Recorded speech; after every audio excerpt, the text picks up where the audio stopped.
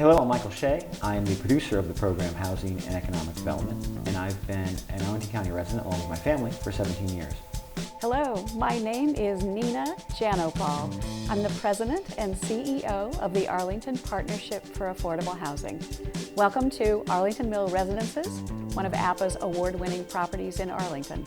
Please join us for a conversation about housing.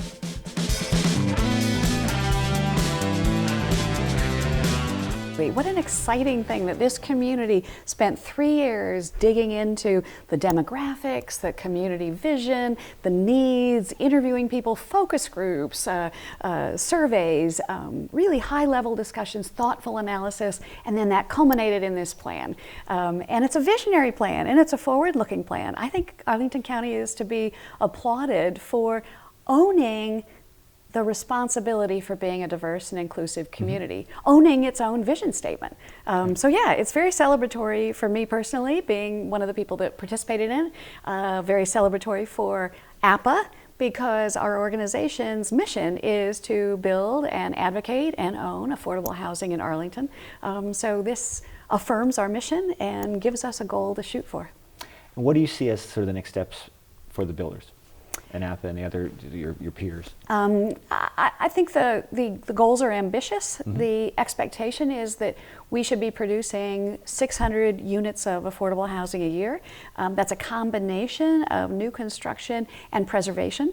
We have a number of units that are what we call market affordable. They aren't restricted. They happen to be affordable by their age and location. So part of it will be trying to get those as committed affordable, and also the new construction. 600 units is a lot. Yes. The average production for the last 4 or 5 years has been 300 units a year. APAH has been doing about 200 a year in the last several years. We need to step up. We need to be more efficient. We need to find opportunities, creative, innovate. Work with the county, work with current property owners, work with philanthropic sources, whatever we can to help achieve this vision. It's a little daunting, but that doesn't mean that we can't do it and we can't work towards it. Because that's part of the wild card nature of this here, as you're saying, that finding the opportunities. Sort of the market will give you opportunities, and sometimes it might go through more of a dry spell. How do you sort of, I guess it's possible to try to create the opportunity though. Right.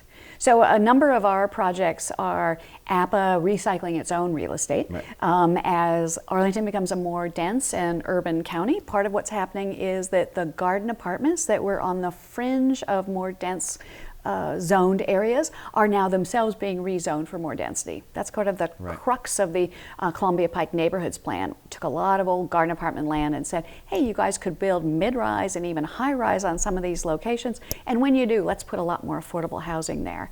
So APAH has 3 or 4 of its older garden apartments that it's done that or is in the process of redeveloping them. So that's kind of a ongoing part of our pipeline, but that's finite, right? We've been in the county for 25 years, but that doesn't mean we have an infinite number of these older sites.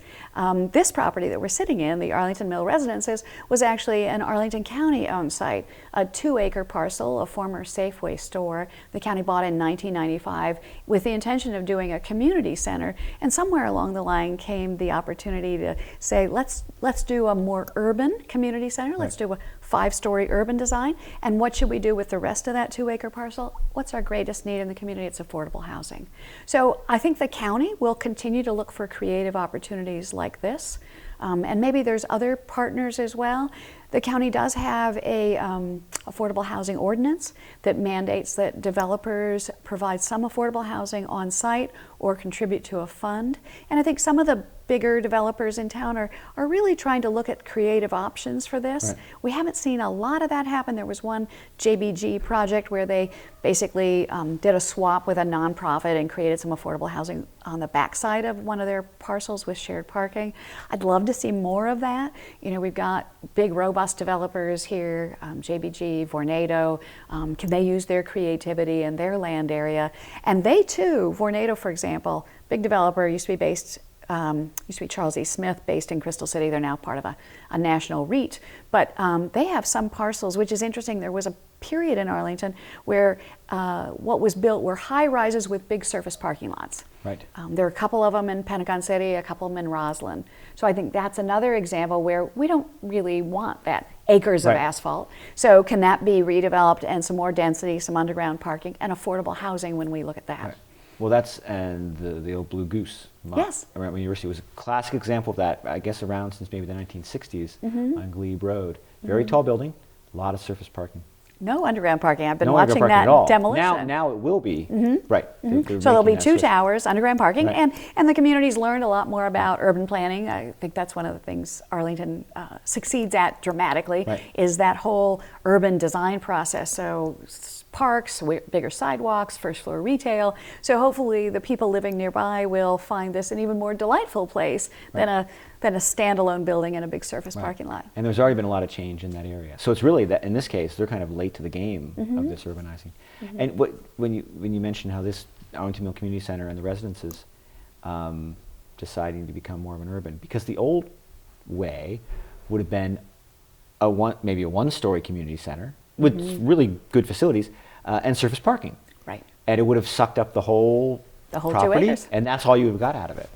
And I think we're going to see that increasingly in things like the fire stations. Right. Even the Cherrydale Fire Station is a couple stories, not one story. Schools, the new H.B. Woodlawn School that they're talking about down in Roslyn is going to be 6 stories, Right. Coming from a 2 or 3 story walk up. Even Washington Lee High School, which was 5 years ago, I guess, was rebuilt. Like that's a 4-story elevator building. So I do think that as we urbanize, we want to make it a delight. We don't want to make it oppressive. That is a very good phrase. That should be like the motto. Let's be delightful and not oppressive. I like that.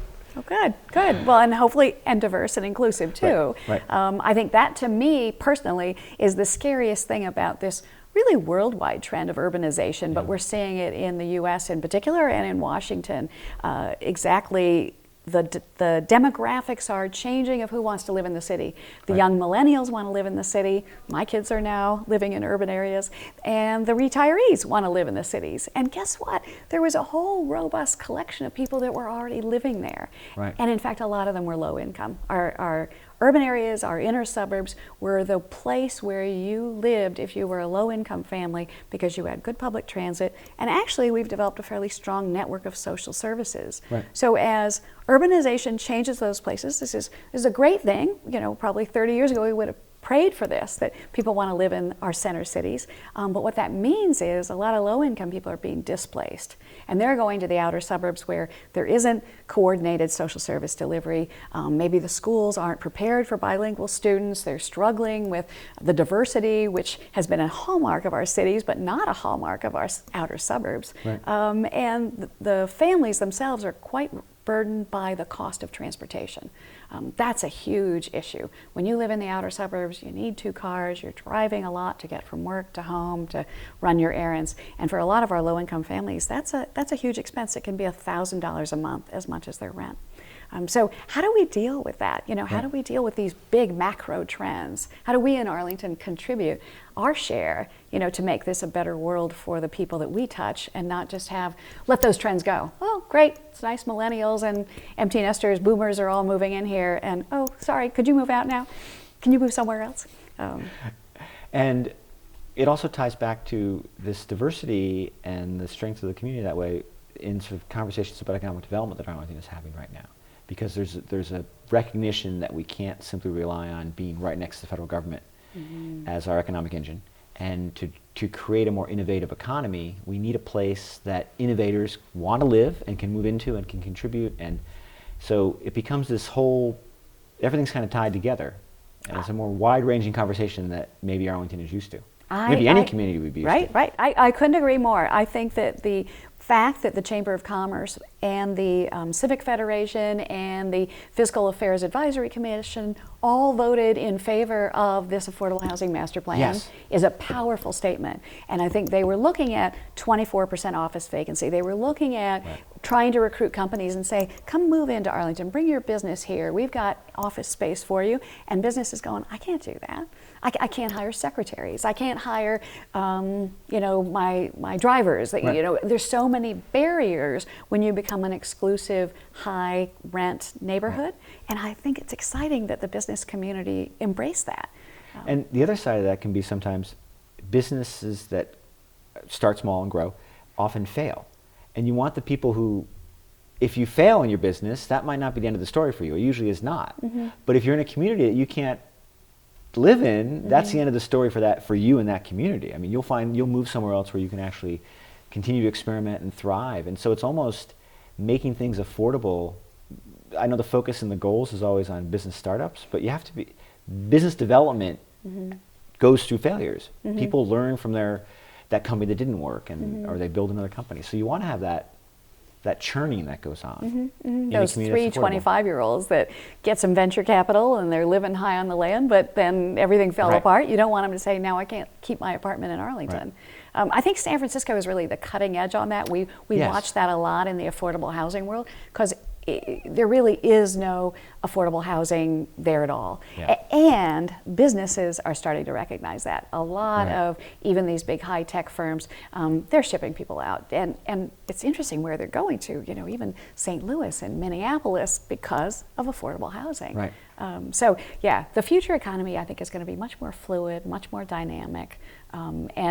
And your other point, that we can't count on the federal government, that's a very sobering message for us who have always had that. Even during the Great Recession, we were the stable economy because we had federal employment. But between sequestration and BRAC and just outsourcing more of the federal workforce, I think we see that there's less that we can count on here in Arlington. What are we going to do about that? I also think that people want to live in a diverse and inclusive place. I think the days are gone when particularly a 25-year-old innovative software engineer says, hey, I want to live in a gated community. I don't think so. No, or not maybe a totally urban, like Manhattan or somewhere like that. A really urban environment might not appeal. They want maybe that middle ground that Arlington in many ways represents, of being urban yet having more of the neighborhood feel to it. It was interesting when you talk about San Francisco, because I go back to studying economics back in the 80s and 90s and graduate school in development economics. And one thing that was always crystal clear was what the successes were with Korea and some of the Asian countries. And so it sort of gave a structure trying to understand a problem. What's interesting about affordable housing is in some ways we have really good examples, and I think Arlington Mill is one of them, of a very successful project, but finding the community that has been able to sustain and achieve through its policies that affordable housing can be kind of hard to find. You've got the San Francisco example of sort of what to avoid. So that's part of a struggle too, is finding the good role models and the good case studies to achieve these goals. These are very ambitious goals. And we look for those all the time, and there's a network of affordable housing developers that we look to our peers who's doing exciting things.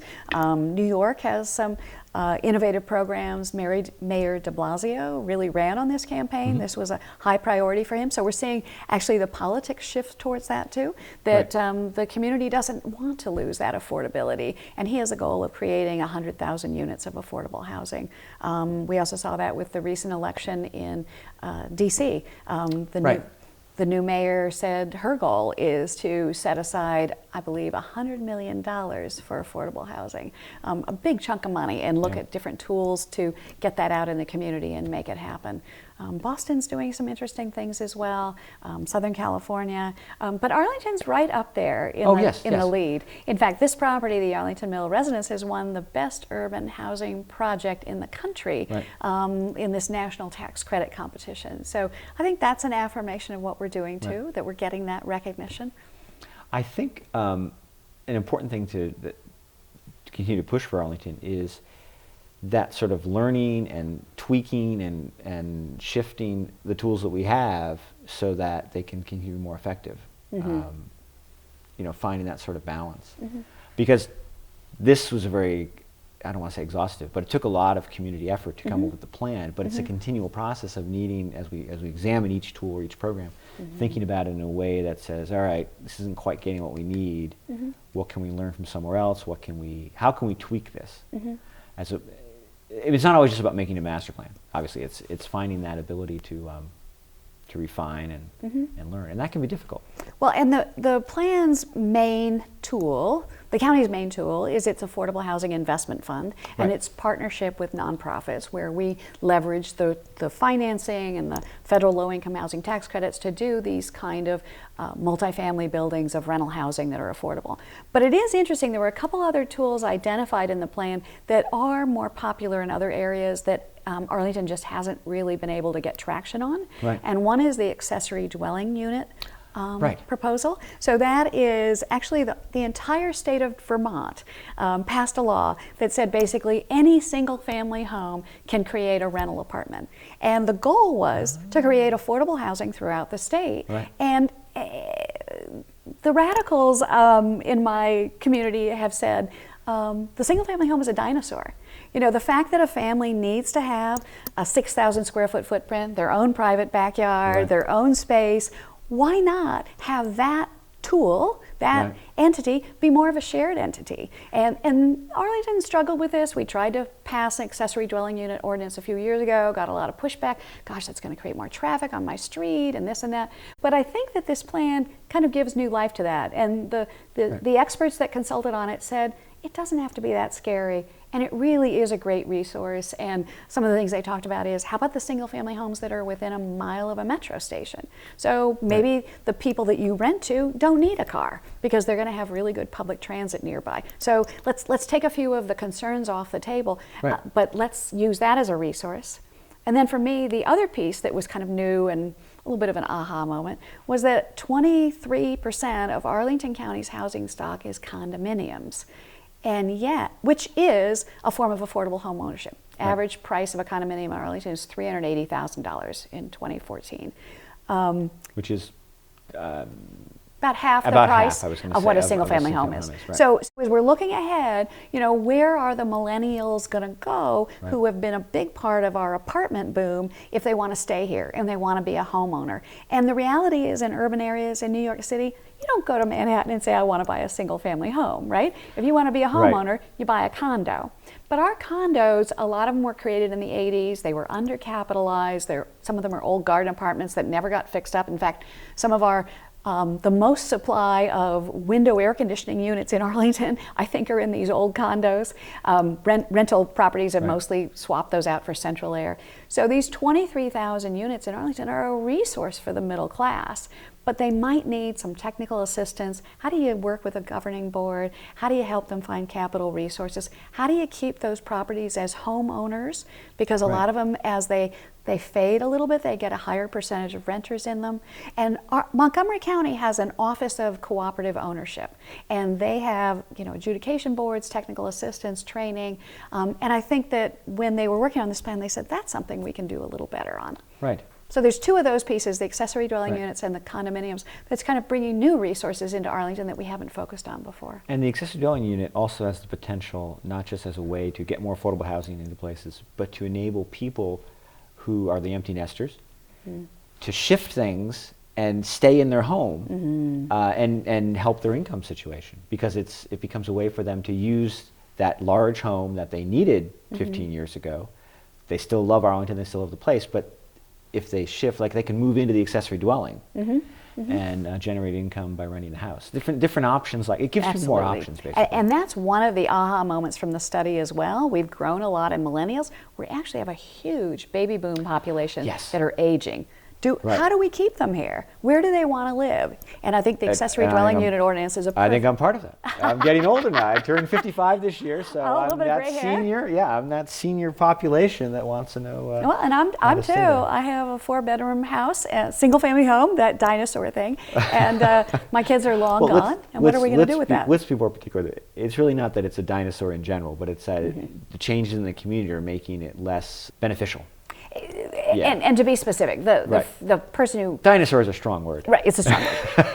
The person who shared that with me said, actually, it's an environmental dinosaur because it's a very inefficient use of land. And particularly, he was referring to these 5-acre ranchettes that are kind of common in the outer suburbs. Right. There can't be anything less efficient, right? The way you have to drive to them, you have to build roads to them, you have to provide fire services to them. The more dense we become, actually, the more green we are. Yes. Our carbon footprint is much smaller in a tighter community. For the affordable housing plan, you and your organization were doing a lot.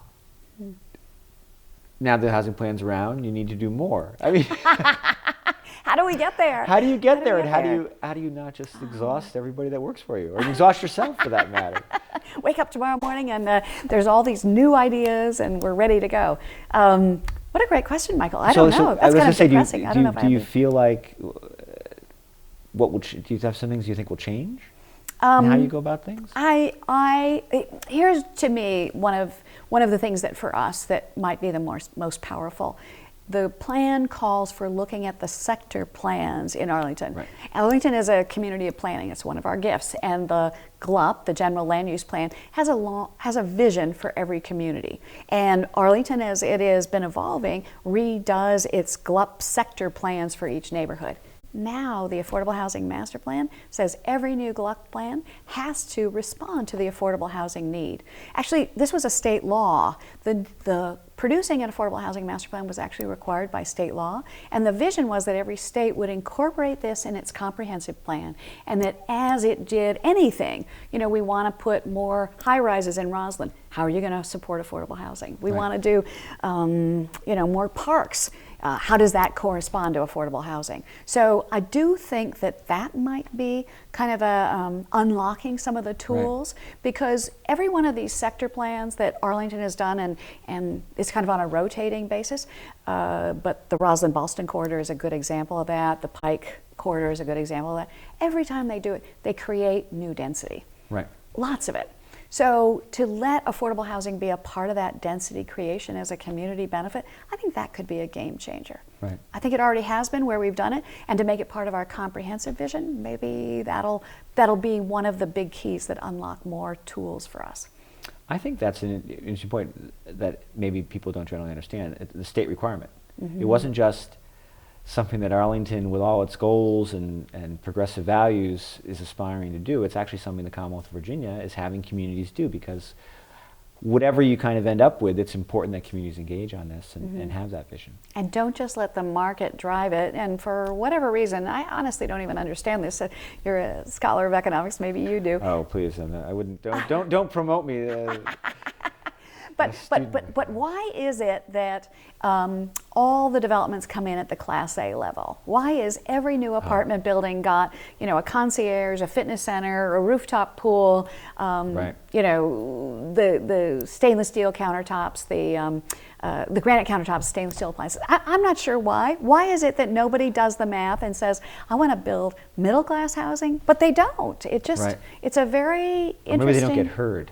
They don't get to the table fast enough or something. It could be that there's, in that sort of competition, and if you're doing the Class A stuff, you have more resources to market and make your presence known. I don't know. Yep. I don't. Or you get more per square foot, so it helps to pay for your new construction costs. And if you were to downsize, if you take 10% off your costs, it still doesn't cover 90% of your costs, so you're better to do the extra bit and get the Class A. I'm not sure what it is, but I do think it's a national problem that most of your construction. Same thing with our single-family teardowns, by the way. A huge number of our older single-family homes in Arlington are being torn down. They're selling at $500,000 to $700,000 and being rebuilt with $1.2 million mansions. Yes. So again, that's shifting who we serve with our single-family housing stock. Right. There must be, economic drivers there that are just beyond the forces for government to change that. Yes, there probably are. But it is a very, on one hand, very odd sort of trend, because it almost sounds like it's creating too much of a bubble. with those properties. That's possible. A possible bubble. Or Yeah. even just a shifting that I think part of what's happening is that wealthy people used to live further out, and now that Washington is the #1 congested metropolitan area in America, thank you very much, we beat LA on something. I think people with more wealth are realizing that they don't want to live in Fairfax or Mount Vernon, beautiful area by the river, but nothing against Fairfax. Let's not start a rivalry. But how much of your day do you lose to that commute? Right. And to live in Arlington and get your $1.5 million McMansion and be able to walk to the metro? I'm just speculating, but that there's enough people in that demographic group. That actually is another thing we found in the plan. One of the fastest growing groups in Arlington are households earning over $200,000 a year. So again, they're coming from somewhere, and they're deciding this is where they want to live. Well, that's also part of the reflex, in some ways, I think, that DC has had sort of a cultural, artistic renaissance over the last 15 to 20 years. As an area, it's become much more exciting, and theater and all the different things that it develops and it offers. Oh, and the restaurants, another thing. Particularly Arlington has been amazing in that way. Watching that in the years that I've lived here has been pretty cool. The result is our son, who has lived here all his life, I think has a when we visit the cousins, he's the one that will eat anything from any culture, from any cuisine, and most of his cousins are just, oh, you're going to eat that? You know. So it's great to have this kind of diversity in our cultural and in the life of an Arlingtonian. We want to be a place that's inclusive of all.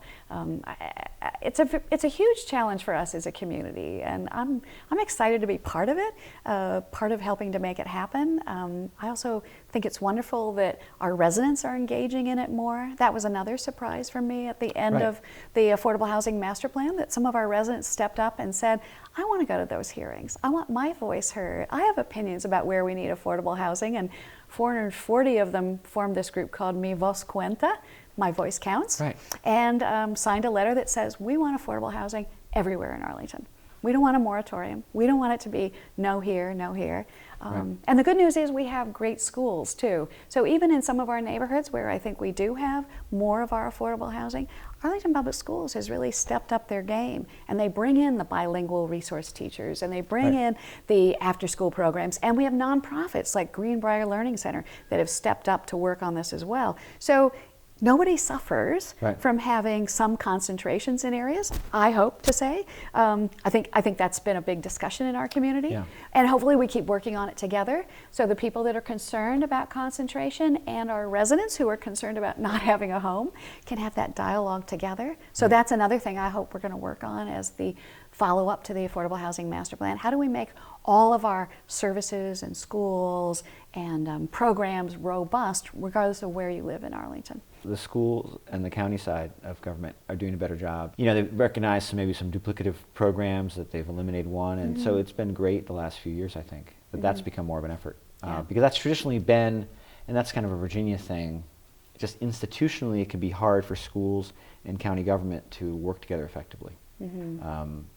But I think Arlington's doing a better job of that. Oh, absolutely. And we had an exciting opportunity this summer to work on an affordable housing property in Roslyn next to the new H.P. Woodlawn School, the Wilson School site, next to a fire station, next to a public park. And, you know, while not everything worked out perfectly. That's what I asked. So what's can you just briefly say what's next for that? What's next for that? So in July, the RAPS plan was approved, Western Roslyn Area Planning Study, and it called for this really wonderful 6-story new home for H.B. Woodlawn, 250 units of affordable housing in a 12-story execution, a new fire station that will be integrated in an office building. So talk about density. The partner there, the private partner there, stepped up and said, we'll put the fire station on the first floor of our building, very creative. And then a shared park that actually we're hoping the park will kind of be centered on 18th Street, but there will be a piece of it at the school, a piece of it behind the fire station, a piece of it in the affordable housing.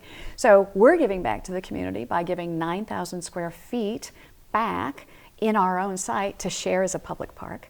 Where we are now is we're in a kind of fast-track park planning mode because none of those projects can really go ahead until we figure out where the parks are.